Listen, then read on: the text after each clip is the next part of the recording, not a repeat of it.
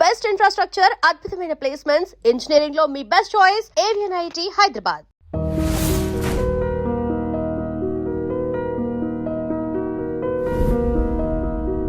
మధ్య ఒక 2 చిన్న విషయాలు చెప్పాలి సార్ మీకు. ఏంటంటే అప్పుడే కొత్తగా పెళ్ళైన నవదంపతులు వాళ్ళు హనీమూన్కి అని చెప్పి వెళ్ళారు బయటికి. ఈ మధ్య నాకు తెలిసిన స్టోరీ. కొత్తగా పెళ్ళైన భార్యని పక్కన పెట్టుకుని ఎవరో రోడ్డు మీద వెళ్ళేవాళ్ళు, బస్సులో వెళ్ళేవాళ్ళు, ట్రైన్లో వెళ్ళేవాళ్ళు, లేకపోతే ఫ్లైట్లో పక్కన కూర్చున్న వాళ్ళు, పక్కనే కొత్తగా పెళ్ళైన వైఫ్ని పెట్టుకుని వేరే ఆ భర్త వేరే స్త్రీని అసలు టాప్ టు బాటం వెళ్ళేంత వరకు చూస్తూ అలాగే అతనికి ప్రాక్టీస్ అది. పాపం ఇప్పటికి 5 ఏళ్ళు అయింది పెళ్ళయి. ఈయనేమిటి ఇలాగే ఎందుకు చూస్తున్నాడు, నేను నచ్చలేదా, లేకపోతే అందరూ ఇలాగే ఉంటారా, వీళ్ళు ఎందుకు ఇలా చూస్తారు, నాకెందుకు మా వారిలాగా వేరే వాళ్ళు ఎవరు కనపడరు, మా వారి కన్నా అందంగా వేరే వాళ్ళు ఎవరు ఎందుకు కనపడరు, అసలు ఆ దృష్టితో నేను ఎందుకు చూడను, ఈయన ఎందుకు అలా చూస్తున్నారు అనేది వీడికి నిజంగా పాపం వస్తుంది కదా అంటూ ఉంటుంది మా ఫ్రెండ్. అది పాపం వస్తుంది కదా అని ఒక సంతృప్తి పడి పాపం ఆవిడ ఊరుకుంటుందమ్మా, ఏం చేయలేక. కానీ దానికి పరిష్కారం ఏంటంటే నిలబెట్టి అడిగేయాలి, మనుషులు అవసరమైతే కడిగేయాలి కదండి. ఎంత బాధ. ఇది ఊరికే పాపం ఆడవాళ్ళు చాలా మందిలో ఉండే ఒక సెంటిమెంటల్ సైకాలజీ ఏమిటంటే పొతడు వాడు ఎంత ఏడిపించుకు తింటున్నా సరే తగులుతుంది ఖచ్చితంగా. ఎందుకమ్మా తగిలేదు ఎవరికి, మీ భర్తకైనా, ఈవిడ భర్తకి రేపొద్దున అది ఆవిడకి తగులుతుంది కదా. అంతకంటే ఏమిటయ్యా నీ ప్రవృత్తి, ఏకాంతంగా విడిగా ఏమిటైపోతుంది ఈ రోజుల్లో. అప్పుడే పూర్వం అయితే భయపడచ్చు, ఇవాళ అంత ఇదేం లేదు. హాయిగా కూర్చోబెట్టి ఏమిటిది నేను ఇందాక చూశాను, ఏంటి పరిస్థితి. ఇప్పుడు అందం గురించి కూడా మాట్లాడద్దు, అందం గురించి కాపురాలు చేస్తారా? చేసుకున్నప్పుడు ఉన్న అందం తర్వాత ఉండదు, చేసుకున్నప్పుడు లేని అందం తర్వాత వస్తుంది. దాన్ని బట్టి ఉంటుందా? అందంగా లేకపోయినా కూడా చూడటం తప్పే. నువ్వు ఒక తాడి కట్టావు అగ్ని సాక్షిగా, కట్టుబడి ఉండాల్సిందే భర్త అయినా సరే భార్య. ఆ దృష్టితో వేరే వాళ్ళని చూస్తున్నారు కదా. మరి అలా చూస్తే ఏమనిపిస్తుంది? అది మీకు ఇలా సంతృప్తి పడ్డం అనేది చూడండి, ఇది తాత్వికంగా తప్పు. ఇది ఏమీ చేయలేక ఆ పాపం తగులుతుంది కదా అంటే ఎప్పుడో అప్పుడు ఏదో జన్మలో ఏదో పాపం తగులుతుందని మీరు సంతృప్తి పడి ఊరుకుంటారా? ఇక్కడ జీవితం నాశనం అవుతుంటే ఖచ్చితంగా నిలబెట్టి అడిగేయవలసింది, తేలిపోతుంది. అది ఖచ్చితంగా చాలామంది మారుతారమ్మా. మగాళ్ళు కూడా ఇవేమి ఇదివరకున్నంత రౌడీజంగా లేరు. అన్నీ అయిపోయి అయ్యి బాబోయ్ ఇది ఇలా అడుగుతోందంటే ఏమిటో అని వాడు భయపడిపోతాడు. దాని పరిష్కారాలు దానికి ఉంటాయి. నాకు తెలిసిన ఓ కుటుంబం చెబుతాను, పేర్లు వద్దు, విషయం వద్దు. భర్త ఏదో ఇలా వేరే చూపుల్లో ఉన్నాడంటే ఆవిడ ఏం చేసింది తెలుసా? పెళ్ళి వాళ్ళకి 5 ఏళ్ళు 6 ఏళ్ళు. ఈవిడ చక్కగా ఒక కుర్రాన్ని వేసుకుని రిక్షాలో సినిమాకి వెళ్ళి వచ్చింది. చక్క కుక్కగాడుకు చెప్పు దెబ్బ. బెస్ట్ పని. ఆ పని చూడగా చేసింది. చక్క చూస్తుండగా దిగింది. ఏమిటి ఇలా అన్నాడు, నువ్వేమిటి అలా అన్నాడు, నేను మానేస్తాను నువ్వు మానేయను, సుఖంగా అన్యోన్య దాంపత్యం సుఖంగా ఉన్నారు, ఎప్పటికీ బాగున్నారు, వాళ్ళకి 77. ఆవిడ చెప్పిన సరదాగా నేను ఇలా చేశాను, నువ్వు కాదు స్టోరీ రాయవమ్మా ఈ విషయం అన్న. బుద్ధి రావాలి. ఆ చర్య ఏదో తీసుకోవాలి, కనీసం చర్చించడానికైనా మనం భయపడుతూ ఉంటే మనం ఏదో సంతృప్తి పడి ఆ పాపం ఎప్పుడో పీడిస్తుండడం, లేకపోతే ఈయన మీద కోపాన్ని అత్తగారి మీద చూపించడం అదన్నీ అనవసరం. నేరుగా ఎవరు దోషం వారిని పట్టుకుంటే అయిపోతుంది, మంచిది. అమెరికాలో ఉన్న నా స్నేహితురాలు ఊళ్ళోకి వచ్చి ఏంటి రాలేదంటే కలలేదంటే అంటే మా అమ్మ వాళ్ళ ఇంట్లో దింపేశాడు మా వారు. ఇండియాకి వచ్చిన వెంటనే ఫస్ట్ ఫ్రెండ్స్తో ఒక గ్రూప్గా గోవాకో ఇంకెక్కడికో వెళ్తారట. ఆ తర్వాత ఇండివిజువల్గా ఒక పార్టీ ఉంటుంది వీళ్ళకి. ఇదంతా కూడా వైఫ్ని వదిలేసే, పిల్లల్ని వదిలేసే. మరి నువ్వు అడగరా ఈ విషయంలో అన్నాను. అని అంటే వాళ్ళు వేరే అమ్మాయిని ఏమైనా తీసుకుని వాళ్ళు ఫ్రెండ్స్ ఒకసారి ఇండివిజువల్గా ఒకసారి ఇలా పెడతారట, ఇది వాళ్ళ సాంప్రదాయం అంట అని అంటే. సో డబ్బు ఉన్న వాళ్ళ ఆలోచనలు ఇలా ఉంటాయేమో, మధ్యతరగతి వాళ్ళ అనవసరంగా చేసుకున్నాను నేను అని చెప్పాను దాని బాధ. నిజంగా సార్ ఇలా చేస్తే వాళ్ళకి ఏం ఆనందం? సపోజ్ భార్య ఇలా చేస్తే అంటే ఆ ఒక్క ఆలోచన ఉంటే ఆత్మవత్ సర్వభూతాలే వేదాంతం అర్థమైతే సరిపోతుంది. ఆ ఒక్క ఆలోచన వస్తే మరి చేయడు. ఆ ఆలోచన వచ్చేలా మీరు చెయ్యాలంటున్నాను. మీరు ఎన్ని సమస్యలు చెప్పినా ఇదే పరిష్కారం. అవును, ఆ ఆలోచన వచ్చేలా సఫర్ అవుతున్న వాళ్ళు చెయ్యాలి.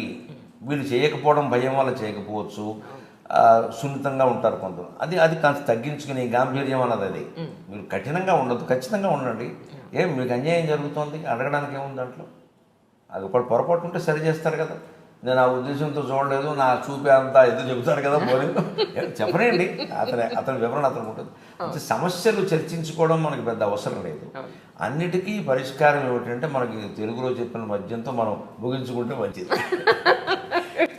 ఒరులే జవిజొనరించిన నరవర అప్రియము తన మనంబునకగు తానొరుడకున విశేయకునికి పరాయణము పరమధర్మ పదములకెళ్ళన్. భారతంలో, ఆంధ్ర మహాభారతంలో తిక్కన గారు శాంతి పర్వంలో చెప్పినటువంటి పద్యం భీష్ముడు చెబుతాడు. ఇతరులు ఏ పని చేస్తే మనకి బాధ అనిపిస్తుందో అది ఇతరుల పట్ల మనం చేయకుండా ఉంటే అంతకంటే మించిన ధర్మం ఏమీ లేదు, అన్ని ధర్మశాస్త్రాలు ఇంతే చెప్పాయి. వ్యాసుడు చెప్పింది అని యథాతథ అనువాదంలో చాలా చక్కగా చెప్పాడు. దీన్ని వెనక ఆంధ్రపత్రిక ఉండేది, మంచి పెద్ద, అసలు అది ఒక్కటే పత్రిక అప్పట్లో, పత్రిక అంటే ఆంధ్రపత్రిక. దాంట్లో ప్రతిరోజు వాళ్ళు సంపాదకీయం పైన ఈ పద్యం వేసేవారు. ఇది ఒక్కటి చాలు ప్రపంచాన్ని బాగు చేయడానికి. అంచేత ఈ తప్పు చేస్తున్న వాళ్ళైనా వాళ్ళు మరి తిరగేసి ఆలోచించుకోండి. అయితే వాళ్ళు ఆలోచించుకోకపోతే ఆలోచించుకోవాల్సిన పరిస్థితిని మనం కల్పించాలమ్మా. అది మేము గురజాడవారు దిద్దుబాటు కథ, మొట్టమొదటి కథ అదే అంటారు తెలుగు సాహిత్యం. దిద్దుబాటు కథలో గురజాడవారు అదే చెబుతారు. భర్తకి పాఠం చెబుతుంది, ఆవిడ సున్నితంగానే చెబుతుంది. దానికోసం విడాకులు అక్కర్లేదు, గొడవ అక్కర్లేదు, సున్నితంగానే చెబుతుంది. చెప్పొచ్చు, మన పురాణ కథల్లో కూడా అలా చాలా ఉన్నాయి. అలాంటివి మనం చదువుకుని తెలుసుకుని చేసుకుంటే సరిపోతుంది. ఇన్నాళ్ళు మీ దాంపత్య జీవితంలో మీ ఇద్దరు అలగడం కానీ, లేదు మీ అహం చూపించడం కానీ, అది లేదంటే మీ మేల్ ఈగో చూపించడం కానీ ఎప్పుడైనా జరిగిందమ్మా? మీరంటే చాలా ఇష్టం ఆవిడికి, నాకు అర్థమైంది. మీరంటే విపరీతమైన ప్రేమ, అందుకని ఆవిడేం మాట్లాడదు, నాకు అర్థమైంది. మీరు చెప్పండి. ఆవిడ చెప్పేది మీరు నమ్మకపోతే అడుగుతాను. కళ్ళు ఎర్రబడ్డాని అడిగారు అంటే మీ మీద ఎంత కాన్సన్ట్రేషన్ ఉందో చూడండి. ఇప్పుడు చంటి పిల్లలు చూసుకున్నట్టు చూసుకుంటున్నారు కదా. ఆ ప్రేమ ఆవిడలో కనపడుతుంది. సంప్రదాయం కూడా ఏం చెప్పిందంటే పిల్లలు పుట్టి వాళ్ళకు ఒక 20 ఏళ్ళు వచ్చాయంటే భర్త బిడ్డతో సమానం, భార్య అంతే కూతురుతో సమానం. ఇంకప్పుడు వేరే వాంఛలు ఏమైనా సహజంగా తగ్గిపోతాయి పెద్ద విషయాలకు. కానీ ఆ కేర్ అంటారు, కేర్ జాగ్రత్తలు తీసుకోవడం, ఆ బాధ్యత పెరుగుతుంది. అందుకని చాలా జాగ్రత్త తీసుకుంటున్నాను. నేను వేదిక మాట్లాడుతుంటే ఎదురుగా ఉంటే ఇలా చూపిస్తుంది ఒక్కోసారి ఆపేమని. అంటే అప్పుడు 2 గంటలు దాటిపోయింది. 2 గంటలు దాటి 2 గంటలు మాట్లాడతాను సాధారణ. ఒక్కోసారి భావావేశంలో సబ్జెక్ట్ అవకాశాలు పెరిగితే కొంచెం అలా చూపిస్తుంది, ఏంటిది అని. అది ప్రేమతో ఉన్నాయి కదా. అంటే అలా మాకు అంటే దాంపత్యంలో సహజంగా వచ్చే చిన్న చిన్న చీటపట్లు ఉంటూనే ఉన్నాయి. కానీ ఒక సద్గుణం ఆవిడలోనూ నాలోనూ కూడా ఏంటంటే దీర్ఘకాలం దాన్ని అట్టి పెట్టుకోకపోవడం. నా కోపం గురించి అయితే ఆవిడ చెబుతుంది, ఎలాంటిది చెప్పు. కోపం వస్తూ ఉంటుందండి ఆయనకి, తాటేకమంట. అది అలా వెళ్ళి ఇలా వచ్చేసరికి పానే పోతుంది, వస్తుంది, అనగానే పోతుంది, అనగానే పోతుంది. పైగా నేను ఎప్పటికీ ఉపకారాలు మానలేదు, ఇంకా ఎక్కువ తింటాను. నేను కారం తక్కువైతేనే అడుగుతాను, నేను ఎక్కువైతే అడగను. ఒక్కోసారి ఏమిటి కళ్ళ నీళ్ళు వస్తున్నాయి ఉంటుంది, మా అమ్మ గుర్తొచ్చింది అంటారు, కానీ కారం ఎక్కువైందని చెప్పాను. ఎందుకంటే ఎక్కువైంది అన్నాము చెప్పు తిండి పెట్టేస్తుందేమో చెప్పను, ఎక్కువైనా తింటాను. మా ఇంట్లో కొంచెం కారాలు ఎక్కువే, ఉప్పు సరే మామూలుగానే ఉంటుంది, అది ఎలా ఎక్కువైతే తినలేదు. అవి ఉన్నాయి, సహజంగా ఉండేవి మామూలుగా ఉంటాయి. కానీ నా తత్వశాస్త్రం నాకు నేర్పింది చిన్నప్పటి నుంచి, స్వభావం కూడా అంతే, మా అమ్మ ద్వారా నేర్చుకున్నది. శాస్త్రం ద్వారా ఇంకాస్త పెరుగుతుంది.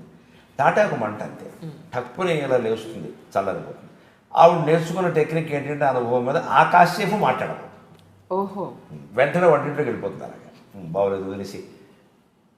ఇంకప్పుడు కనుక వాదన పెరిగిందనుకో ఏమవుతుందో తెలియదు. మా అమ్మ వెనకాల ఉండి ఉండి నాకు నేర్చుకున్నాను. అది ఆవిడ గురించి మా అమ్మ నుంచి బోల్డ్ అనుభవం.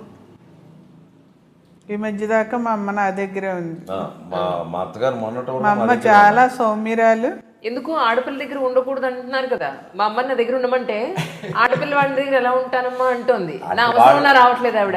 ఆ ఫీలింగ్ వదిలేమనండి, చక్కగా తెచ్చుకుని ఒక ఏడాది ఉంచుకోండి కదా, హాయిగా ఆనందంగా ఉంటుంది. నేను చిన్నప్పుడు కూడా మా అమ్మ దగ్గర ఎక్కువ ఉండేదాన్ని. ఈయనకి అర్థమైంది ఆ విషయం. వాళ్ళ అమ్మ అంటే కొంచెం అటాచ్మెంట్. అత్తగారు మీ ఇంట్లో ఉన్నప్పుడు 4-5 ఏళ్ళు ఉన్నారు. నిజంగా మీ మనసులో ఒక అల్లుడుగా మీరేమనుకున్నారు? నేను ఆవిడ మీద పద్యాలు చెప్పానమ్మా.